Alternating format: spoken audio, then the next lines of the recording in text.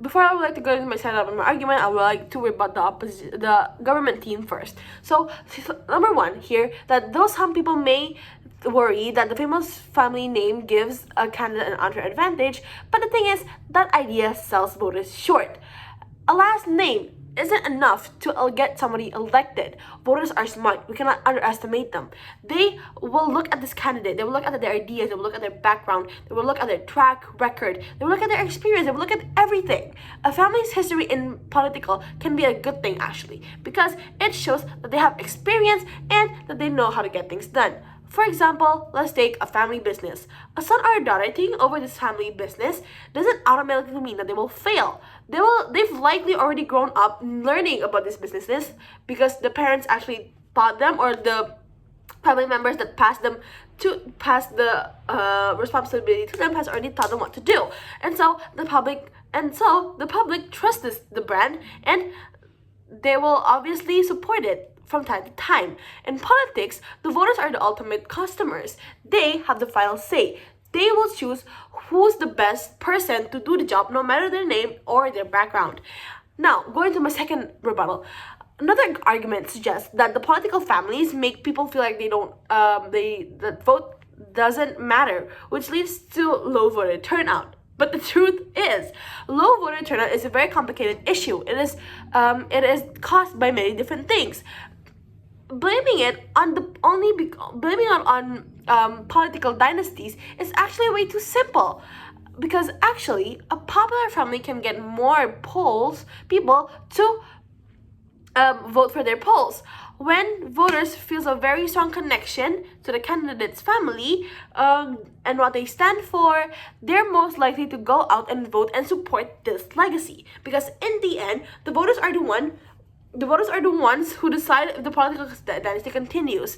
That power to choose, my friend, are the very heart of democracy. So this house believes that the political dynasties bring more harm than good to the democracy.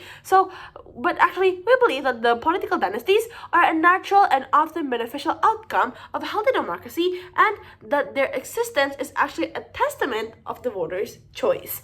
So here we have two main problems. The first problem is not the existence of the political dynasties themselves, but it's rather the government's team belief that they are inherently harmful to both democracy and society. So we will try to defend that idea that functioning democracy allows voters to freely choose their leaders regardless of their family background. So we have two solutions here.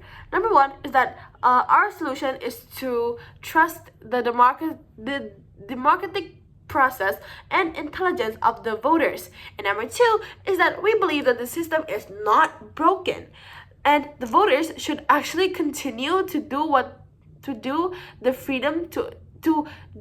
freedom of electing the candidates from a political family or a dynasty if they choose to do so. And here we have three goals. Number one is that to prove that the political dynasty do not cause more harm than good. Number two is that to highlight the significant benefits of the political dynasties, and number three is that we would like to show that the alleged harms are either exaggerated or caused by other factors, not because of the political dynasties themselves. So here I have three arguments. So I would like to go to my first one, and that is, number one, political dynasties are a direct reflection of the voter's choice, not the subversion of it. Okay? In democracy, the ultimate power rests with the people. When the political family is elected, it is because the voters or the society has chosen them.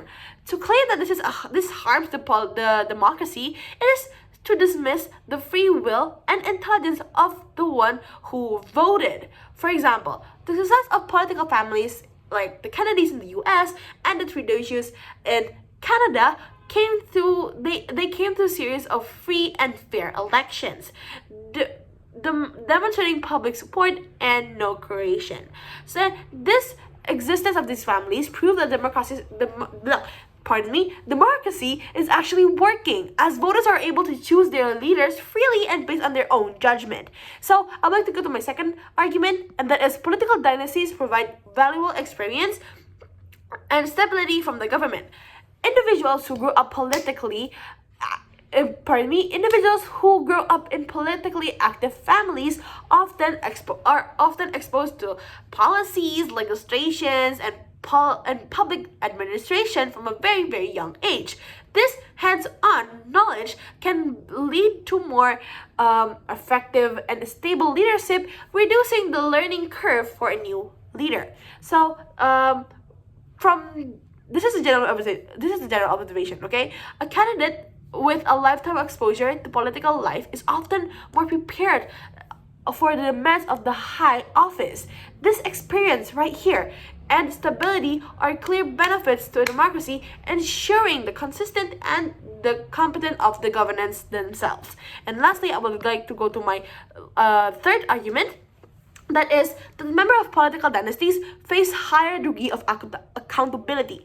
So the person of this political family is not only accountable for their actions, but also the whole family's legacy.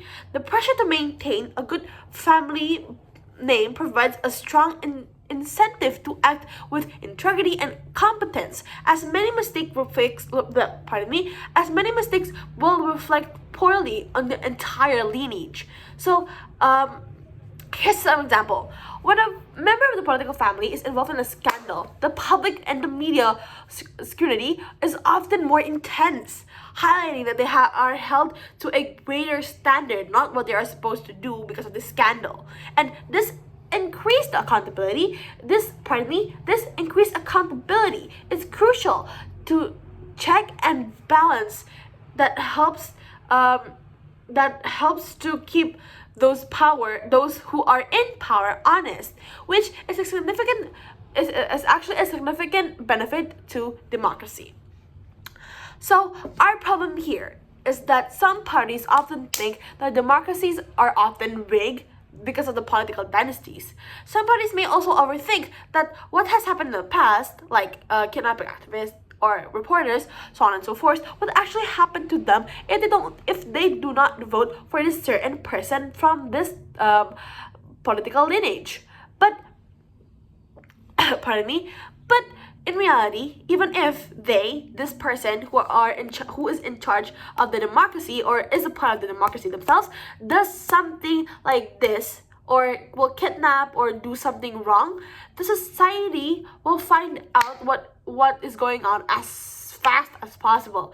Because let's just be real, our society is very nosy these days, and that certain somebody are going to be held accountable for what they have done. And then the society will automatically show them. They will not ever trust this the family lineage ever again, and that will actually ruin them. So that is it for my speech. Thank you.